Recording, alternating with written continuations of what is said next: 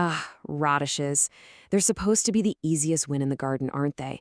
I mean, they're fast, they're forgiving, and you can get them on your plate in just a few weeks. But, as any of us who spent time in the dirt know, what looks like a sure thing can sometimes, well, go completely sideways. So today, we're going to dig in, literally, and uncover what's really happening beneath the soil, and more importantly, how you can prevent the top 5 radish diseases from ever ruining your harvest. So picture this. You're looking out at your radish patch, and it's just a sea of these beautiful, lush green tops.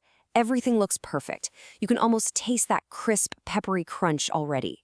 You reach down, you grab that first one, ready to pull up your prize, and then your heart just sinks.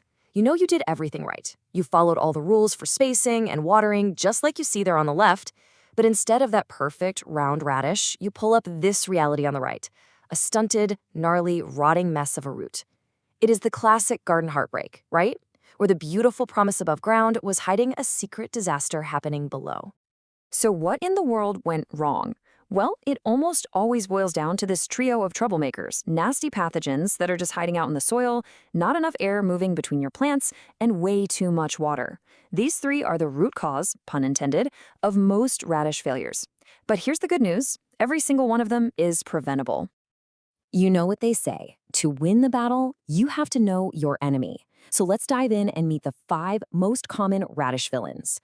We're going to break down exactly what to look for and how to stop these guys in their tracks before they even think about ruining your harvest. First up on our most wanted list is Downy Mildew. This is probably one of the most common issues you're ever going to see, especially if you garden where it's cool and damp. It's a fungus that absolutely loves 2 of our core culprits, way too much moisture and not enough airflow. So, how do you spot it? First, you'll start to see these kind of yellow, almost geometric-looking spots on the top of the leaves. But here's the dead giveaway. Flip one of those leaves over. If you see a fuzzy white or grayish growth on the underside, that's it. You found your culprit. If you let it go, this fungus will just cause the leaves to collapse, which starves the root of the energy it needs to actually grow. And the prevention? Well, it's actually refreshingly simple. This slide basically shows you the 2 golden rules for stopping downy mildew cold. First, give your plants room to breathe. Thin them out to about 4 inches apart. That improves airflow dramatically. And second, always water at the soil level, not all over the leaves. And do it in the morning. That gives the plant all day to dry out, robbing the fungus of those damp conditions it needs to survive. All right, our next villain is Clubroot. And let me tell you, this one is a true nightmare. It's one of those nasty soil-borne pathogens we talked about, and it deforms the roots into these swollen, completely useless masses. And the worst part? The spores from this thing can survive in your soil for years. Now, here's a huge early warning sign for clubroot, and you really want to watch for this one. If you see your plants wilting during the heat of the day, even when the soil is wet, that's a massive red flag that something is wrong with the roots. And when you pull them up, you'll see exactly why. They're all knobby and distorted, totally unable to pull up the water and nutrients they need. So here's the crucial thing you need to know. Clubroot absolutely hates alkaline soil. So your number 1 defense, your secret weapon, is to test your soil's pH.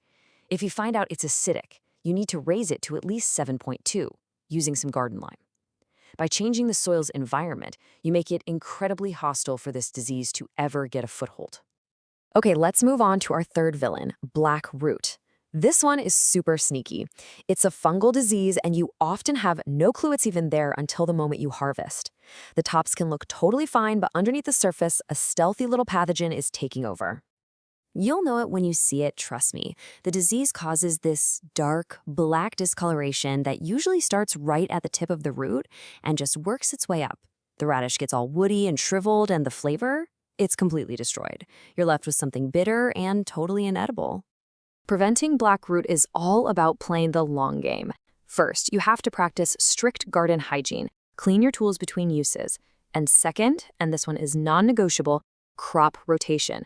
Do not plant radishes or any of their cousins like cabbage or broccoli in the same spot for at least 3 to 4 years. You've got to break that disease cycle. Villain number 4 is Alternaria leaf spot. This is another fungal foe that loves to attack the radish greens, especially when the weather gets warm and humid. Now, you can often still eat the root, but a bad infection weakens the whole plant, which means you're going to get much smaller radishes. The key identifier here is what the spots look like. You're looking for these small, dark circles, but with a very distinct yellow halo around them. They almost look like tiny little targets painted on the leaf. As the disease gets worse, these spots will merge together and kill off entire sections of the leaf. The moment you see those spots, you have to act fast. Snip off any infected leaves right away to stop the spores from spreading. Keep the area totally free of weeds because they can host the fungus, and you guessed it, just like with downy mildew, make sure your plants have plenty of air circulating around them. And our final villain is maybe the most heartbreaking of them all: damping off. This is the seedling killer. It's actually a collection of different soil-borne fungi that attack your poor radishes right at the very beginning of their life, a lot of times before they even have a chance to grow. Damping off can show up in a few ways. Sometimes your seeds just never sprout. Other times, a seedling will pop up, look healthy for a day, and then suddenly just collapse, pinched right at the soil line, like someone tied a tiny thread around its stem. Any seedlings that do manage to survive are usually weak and just never really take off. The absolute number one most critical thing here is moisture control. You have to get this right from the very beginning. Use fresh seeds, use a soil mix that drains well, and whatever you do, do not overwater. You want the soil to be moist, but never, ever soggy. And as we've seen again and again, good airflow is your best friend in keeping that fungus away. Okay, let's pull all that together. This chart is your quick reference guide, your cheat sheet. And you start to notice a pattern here, right? Each disease has a specific environment it just loves. Downy mildew needs it cool and damp. Clubroot needs that acidic soil. And damping off thrives on too much moisture. What this chart really shows us is that by controlling the environment through proper spacing, smart watering, and managing your soil pH, you have a direct counterattack for every single one of these villains.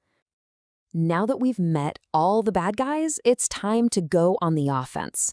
We're going to shift from just identifying problems to putting a unified, proactive playbook into action, one that will help you guarantee a healthy, delicious radish harvest every single time. And this is that playbook. This is your ultimate checklist for success. Number 1, rotate your crops every single year to break those disease cycles.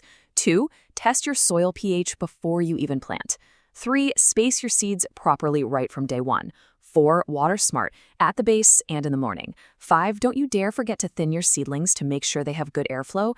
And 6, be vigilant. Pull out any sick-looking plants the moment you see them. These 6 steps, this is your formula for a perfect radish harvest. But this is about more than just a checklist. It's really about a shift in mindset. This quote reminds us that successful gardening, at its heart, is an act of stewardship. It's about paying close attention, really knowing the state of your garden, and tending to its needs with care and diligence. So, as we wrap this up, I'm just going to leave you with this question. After seeing these common pitfalls and their pretty straightforward solutions, what is the one single step you're going to take this season to be a more attentive steward of your own garden? Whether it's finally buying that soil test kit or just committing to your crop rotation plan, that one small act of diligence, that's what brings the reward.